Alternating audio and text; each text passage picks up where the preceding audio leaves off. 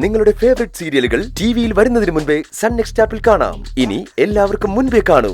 ഇപ്പോൾ തന്നെ sun next app download ചെയ്ത് സബ്സ്ക്രൈബ് ചെയ്യൂ.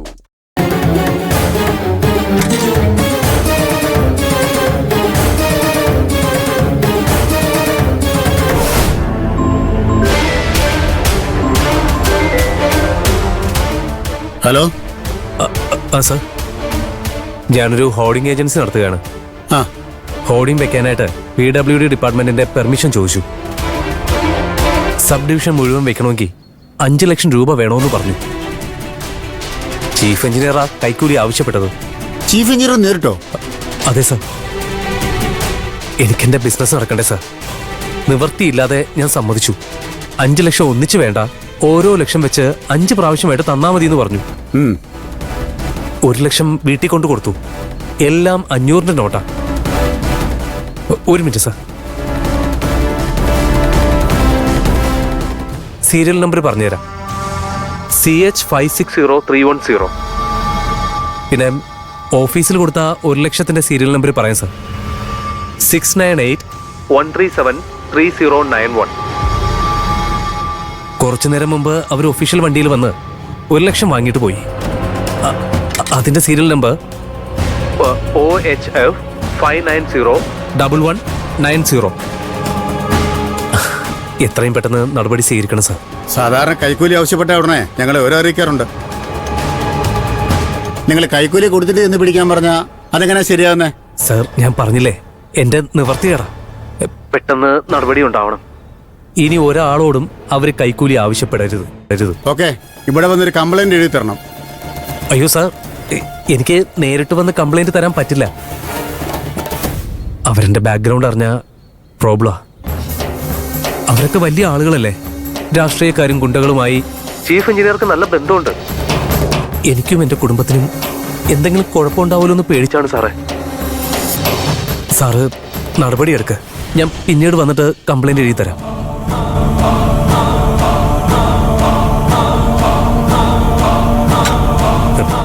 എന്റെ കാക്കോത്തിയെ കൊണ്ട് നിന്റെ കാല് പിടിപ്പിച്ചല്ലേ. ഇന്നത്തെ ബ്രേക്കിംഗ് ന്യൂസ് നീ അടി.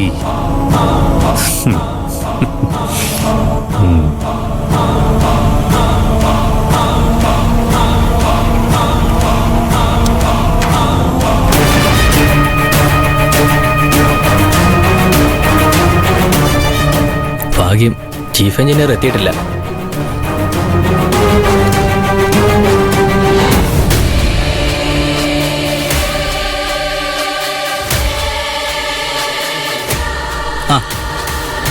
ചേച്ചി, എന്താ? ചീഫ് എഞ്ചിനീയർക്ക് ഒരു കൊറിയർ ഉണ്ടായിരുന്നു. മാഡം എത്തിയിട്ടില്ലല്ലോ. അവിടെ ഇരുന്നു, കുറച്ച് കഴിയുമ്പോൾ മാഡം വരും. അല്ല ചേച്ചി, എനിക്ക് കുറെ സ്ഥലത്ത് പാഴ്സൽ ഡെലിവറി ചെയ്യാനുണ്ടായിരുന്നു. അപ്പം മാഡത്തിന്റെ ക്യാബിൻ കാണിക്കുകയാണെങ്കിൽ ഞാനിത് അവിടെ വെച്ചിട്ട് പൊക്കോളാം. അതെ, അവിടെയാ. Thank you.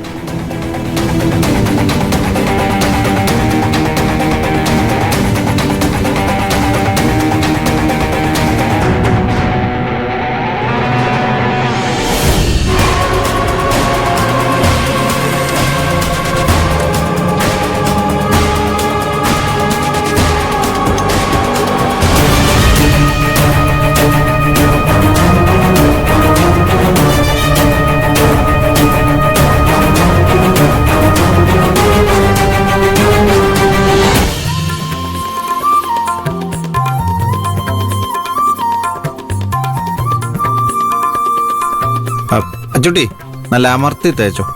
ഷർട്ട് നല്ല വടി പോലെ ഇരിക്കണം. ഷർട്ട് വടി പോലെ ഇരുന്നിട്ട് കാര്യമില്ല, നട്ടലിന് ബലം വേണം.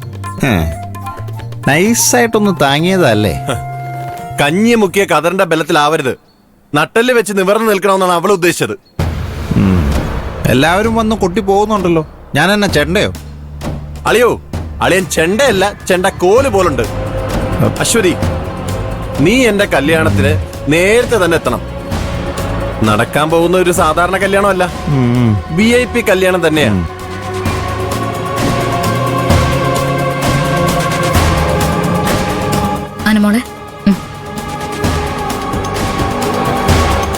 പങ്കെടുത്തില്ലെങ്കിൽ നഷ്ടം ഞങ്ങൾക്കല്ല, നിങ്ങൾക്കാ.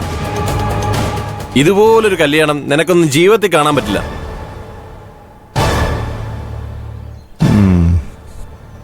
എടാ, ഞങ്ങൾ രണ്ടുപേരും കല്യാണത്തിന് വരാൻ പോകുന്നില്ല. ഡേ രമേശ, നിന്റെ ഭാര്യ പറഞ്ഞത് കേട്ടില്ലേ? കേട്ടു. എന്നിട്ടാണോ നീ ഒന്നും മിണ്ടാതെ നിൽക്കുന്നേ? എടാ, നീ വേണം ഇവളെയും കൂടെ കൂട്ടിക്കൊണ്ടുവരാൻ. അപ്പച്ചി, എന്റെ വാക്ക് എന്നാ ഇവൾ കേട്ടിട്ടുള്ളത്? നാണോ ഇല്ലല്ലോടാ പെങ്കോന്തൻ. പെൺകോന്തനെന്നൊന്നും വിളിക്കണ്ട. അമ്മാവൻ പറയുന്നതേ അപ്പച്ചി കേൾക്കാറുണ്ടോ? അപ്പച്ചിയുടെ തന്നെയാ ഈ മോളും. ഞാനെന്ത് ചെയ്യാനാ? രമേശേട്ടാ,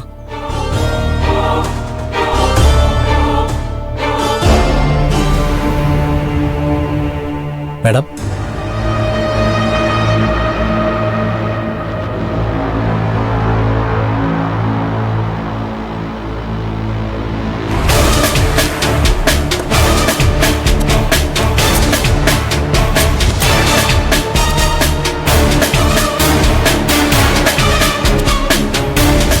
വേഗം വാ. അത് കലക്കി രമേശ. ഉരുളയ്ക്കുപ്പേരി പോലെ മറുപടി പറയാനൊക്കെ നിനക്ക് അറിയാലേ? കൊള്ളാം.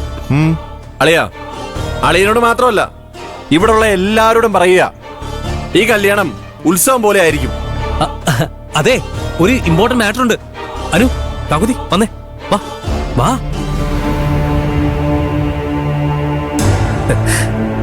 കല്യാണ വിശേഷം തൽക്കാലം നിർത്തിവെക്കാൻ പറ. ആദ്യം കല്യാണം നടക്കുമെന്ന് നോക്കാം. എന്താടാ അപശകനൊക്കെ വിളിച്ചു പറയുന്നേ?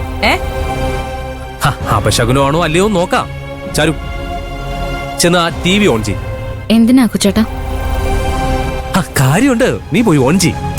ചെല്ല്. ഓ, വാ വാ വാ വാ, എല്ലാരും വാ. വാച്ചാ അമ്മേ, വാ.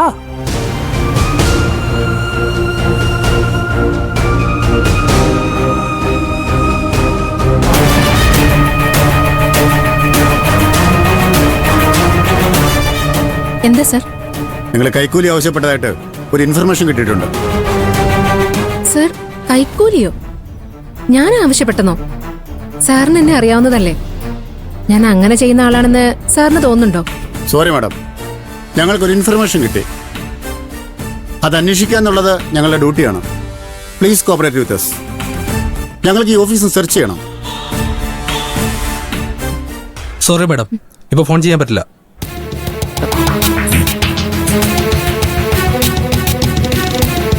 വിട്ടു. മാഡം കൈക്കൂലി വാങ്ങിയോ? ആവോ, അത് ഞാനെങ്ങനെ അറിയാനാ? സാധ്യതയില്ല, ചിലപ്പോ വാങ്ങിക്കാണും. സെർച്ച്